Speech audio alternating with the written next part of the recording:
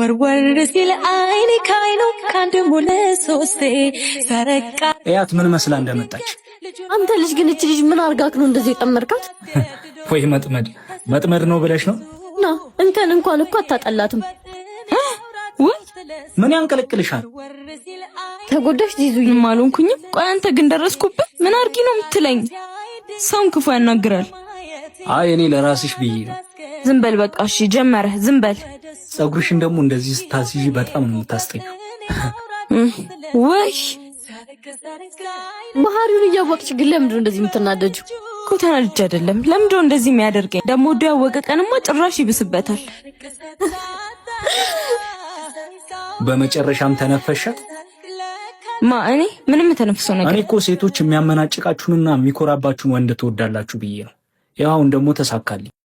ቀላል ተሳካልህ። በሉ በቃ እኔ ልሂድሽ። እንዴት ልጠብቀው ልቤ ፍቅር ከወሰደው ቀልቤ